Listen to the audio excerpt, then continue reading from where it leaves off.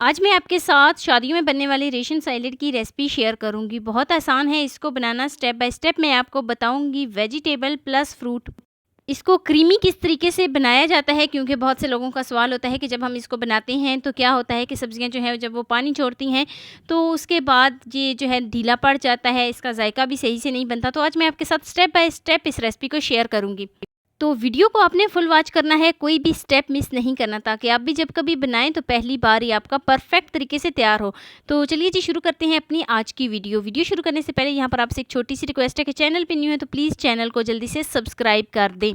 अपनी कीमती राय का इज़हार मुझे लाजमी दिया करें। तो चलिए जी, शुरू करते हैं। बिस्मिल्लाहिर्रहमानिर्रहीम। तो यहाँ पर मैंने फ़्रेश क्रीम ले ली है।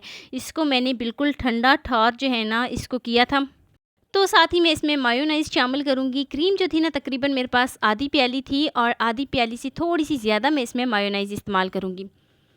सिर्फ़ और सिर्फ 2 चीज़ों से हम बहुत ही मज़ेदार सा रेशन सैलेड तैयार करेंगे। तो अब चलते हैं जी नेक्स्ट स्टेप की तरफ। नेक्स्ट स्टेप में तकरीबन आधा चम्मच में इसमें चाट मसाला शामिल करूँगी, और 1/4 टीस्पून इसमें काली मिर्च पाउडर ऐड करूँगी। तो बस अभी हम फ़िलहाल इसमें इतने ही मसाले जाएँगे, इतने ही मसाले इसमें ऐड करेंगे। तो मिक्सिंग कर लेते हैं, बहुत ही अच्छे तरीके से इसकी मिक्सिंग करते हैं। मायोनाइज़ और फ्रेश क्रीम दोनों ही बहुत ज़्यादा ठंडी थी, तो हम इसको बहुत ही अच्छे तरीके से मिक्स कर लेते हैं। जैसे ही ये हल्की-फुल्की सी हो जाए तो मतलब कि हमारी मिक्सिंग बहुत ही अच्छे तरीके से हो गई है। क्योंकि अभी आपको ये थोड़ी-सी हार्ड लगेगी, लेकिन जैसे ही हम इसकी मिक्सिंग करते जाएँगे तो ये बिल्कुल सॉफ्ट सी, स्मूथ सी हमारी जो क्रीम है वो बनेगी।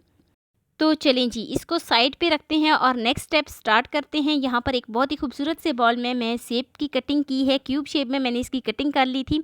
तो सेब ऐड करूँगी, साथ ही इसमें अमरूद ऐड करूँगी। इसको भी मैंने क्यूब शेप में कट कर लिया था, और अब जो इस रेशन सैलेड की जान होती है वो इसमें ऐड करूँगी।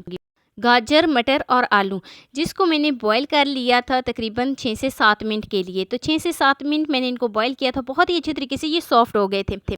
तो ये इसमें सब्जियां ऐड करूँगी, और साथ ही मैं इसमें बनाना ऐड करूँगी, जिसको मैंने राउंड शेप में कट कर लिया था। तो बनाना ऐड करने के बाद तो अब मैं इसमें ऐड करूँगी स्ट्रॉबेरी। अच्छा, स्ट्रॉबेरी को भी मैंने क्यूब शेप में इस तरीके से इसकी कटिंग की थी। सारी सब्जियों की मैंने कटिंग जो है वो बिल्कुल सेम रखी है, बिल्कुल एक ही जैसी रखी है।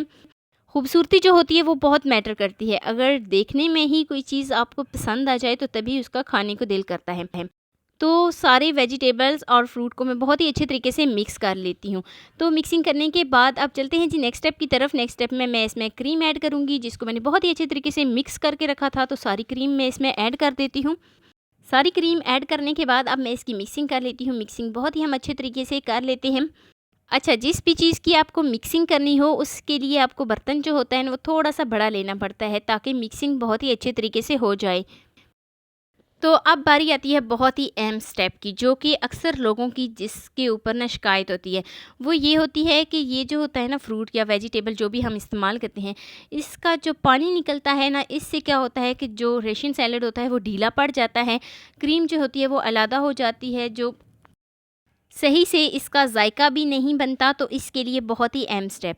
अच्छा, यहाँ पर जो हमने खीरे का इस्तेमाल करना है ना, जो जिसमें पानी की मिकदार ज़्यादा होती है, ऐसे वेजिटेबल या फ्रूट जिसमें पानी की मिकदार ज़्यादा होती है, उसको हमने पहले से उसकी कटिंग करके तो हल्का सा ऊपर नमक लगा के उसको छोड़ देना है। तो जैसे ही नमक लगाएंगे तो वो उसका पानी जो है वो बिल्कुल सेपरेट हो जाएगा।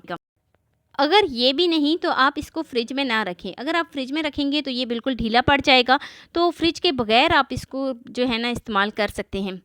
तो यहाँ पर मैंने इसमें खीरा ऐड किया है, और इसकी मिक्सिंग कर लेते हैं बहुत ही अच्छे तरीके से। तो लीजिए जी, हमारा बहुत ही मज़ेदार सा रेशन सैलेड जो है वो बनकर तैयार हो गया है। इसको अगर आप 2 दिन भी रखेंगे तो ना ही ये ढीला पड़ेगा और ना ही इसका जायका ख़राब होगा। तो लीजिए जी, मैं इसको एक अलग बर्तन में निकाल लेती हूँ। मज़ेदार सॉफ्ट क्रीमी सा वेजिटेबल्स प्लस फ्रूट्स हमारा रेशन सैलेड जो है वो बनकर तैयार हो गया है। ये है जी इसकी फ़ाइनल लुक। तो कैसी लगी जी मेरी आपको आज की वीडियो आपको ज़रा सी भी अच्छी लगी हो तो लाइक कर देना लाजमी। फर्स्ट टाइम है चैनल पे तो चैनल को लाजमी सब्सक्राइब कर देना, और बेल आइकॉन को प्रेस कर देना, ताकि मेरी डेली की वीडियो आप तक पहुंच सके। दोस्तों के साथ, रिश्तेदारों के साथ शेयर लाजमी करना। मुझे एक प्यारा सा खूबसूरत सा फीडबैक लाजमी देना। अल्लाह हाफिज़।